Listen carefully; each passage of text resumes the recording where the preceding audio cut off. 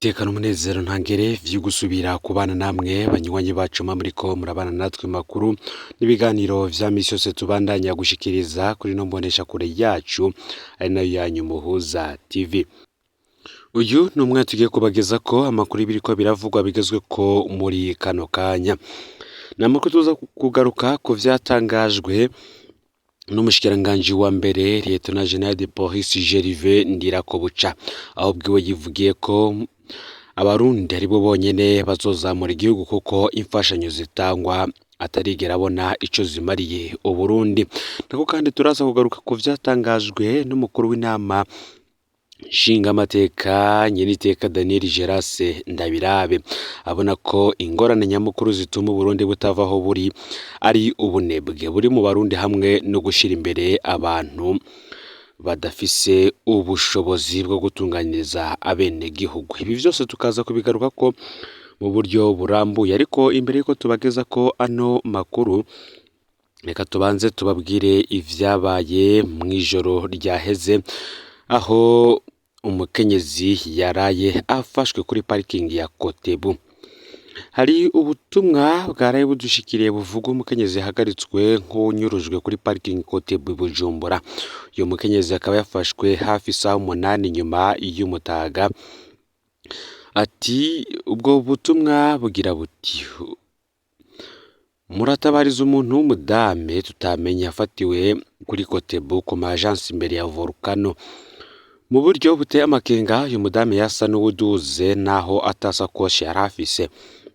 Yafashwe n'abapolisi 4 niba atari 5 bari muri lavafo y'ibiyo bitabona. Bakimufata yaboroza cafata telefone yari afise aterera mu banyagihugu, ariko abapolisi birutse baca barayitora. Imodoka yaduganye agapave kari inyuma y'isoko ya Kotebu yiruka cane. Nawe uwo mudame biboneka ko ari munini muremure agenda arakoma induru. Kugira abapolisi bamukure mu bantu bavuze ko ari umusuma, ariko uravye uko yafashwe n'ukuntu yatereye telefone mu bantu atazi anakoma induru ati ndi mukanaka izina ryananiye gufata, biboneka ko hariho ikindi afatiwe. Bishobotse rero inzego z'umutekano n'abajejwe intwaro bogira ico bafashije kugira ngo uyu mukenyezi yafashwe n'abapolisi bari muri lavafo nawe abashe kubonwa n'umuryango wiwe. Nkuko nabibabwiye rero tugiye kugaruka ku vyatangajwe n'umushikiranganje wa mbere wa leta y'u Burundi Gervais Ndirakobuca ndetse n'umukuru w'inama nshingamateka Nyeniteka Daniel Gerase Ndabirabe. Fyonda subscribe canke sabone niba utari wafyonda ko kugira ngo tuja ucikanwa n'amakuru n'ibiganiro dushikiriza kuri no mbonesha kure uri mu bambere.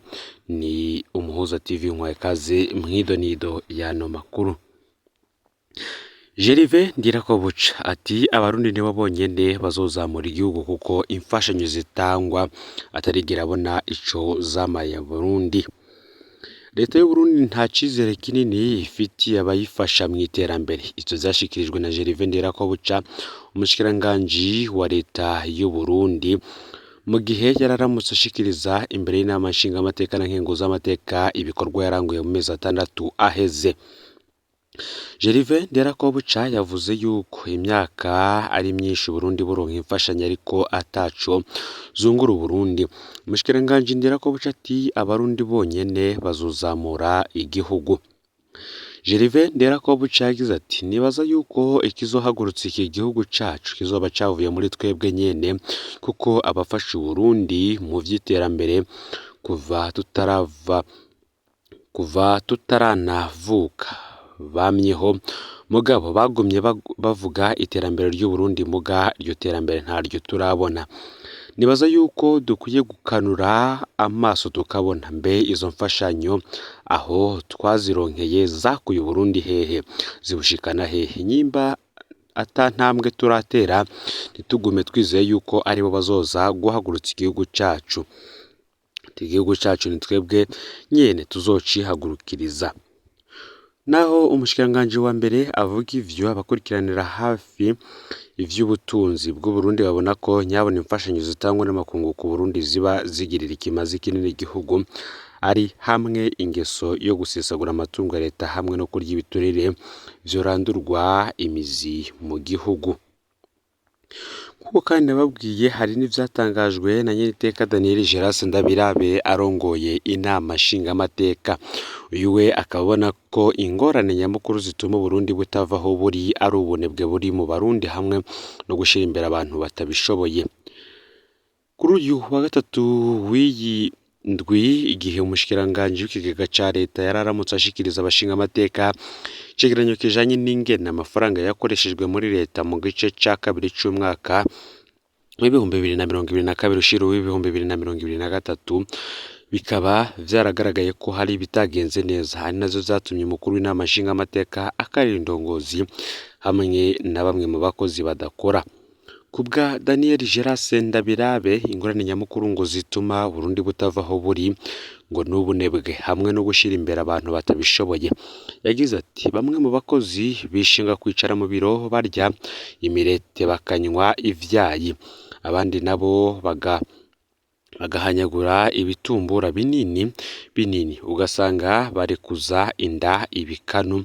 Hariho ngo n'abajana imbabura ku kazi. Yabandanije yongera ko ati hari n'uwo usanga yicaye mu biro afise urucupa rw'isoda, uwundi rw'ikiyeri afise n'umurete. Kubw'uwarongoye inama nshingamateka Daniel Geras Ndabirabe ngo biragoye ko igihugu c'u Burundi gitera imbere ibintu bikicifashe gutyo, agashimangira ko hari naho basigaye batanga ubuzi bataravye ubumenyi canke ubushobozi bwo gutanga akazi bizera abatari bo.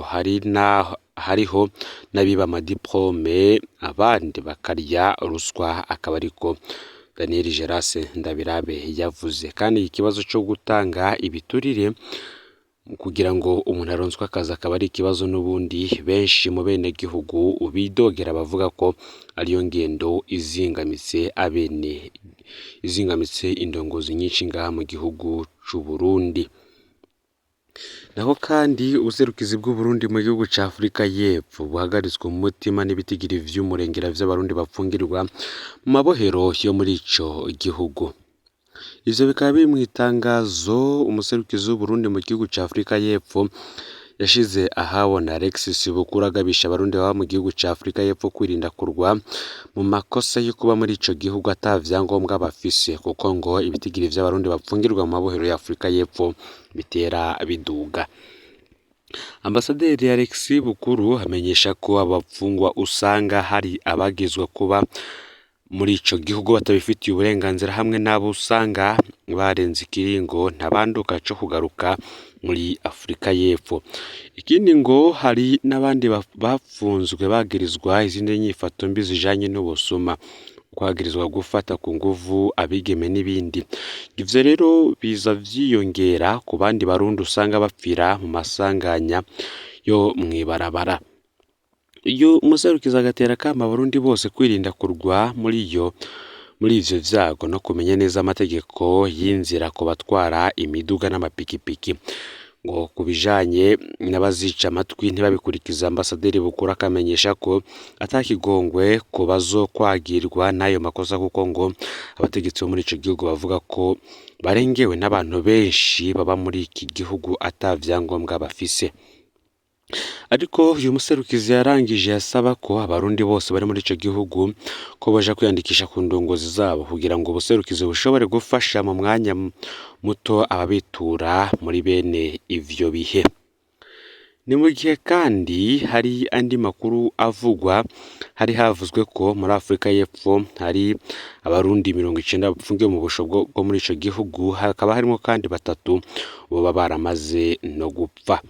Ibi bikaba bitangazwa n'ishirahamwe ONLCTO ton frère, rikaba naryo rimenyesha ko riteye impungenge nuko kuntu abo barundi bariko barafatwa. Urirongo yagira ati birababaje kubona n'ubu hari abarundi bagihitamwo guca mu nzira z'ikinywabi, kandi leta iriko irakora ibishoboka vyose mu korohereza abaja mu bihugu vyo hanze. Agasaba ko abaserukizi b'u Burundi mu bihugu bikunze kujamwo abarundi bakwiye kwama barikanuye kugira ngo ivyo gupfungwa mu buryo bunyuranye n'amategeko bihagarikwe. Kubwiye ngo PAFE ikwiye gushiraho uburyo bwo gutanga impapuro z'inzira mu buserukizi bw'u Burundi mu bihugu vyose bamwe abarundi, ko ngo benshi bagira intambamyi yo kuronka itike bazana baje gushira ku gihe izo mpapuro gusa. akaboneraho kandi n'akaryo ko gusaba ishirahamwe mpuzamakungu OIM ryitaho abimukira gufasha abo barundi mu kubarihirira amatike y'indege kugira ngo batahukanwe mu Burundi.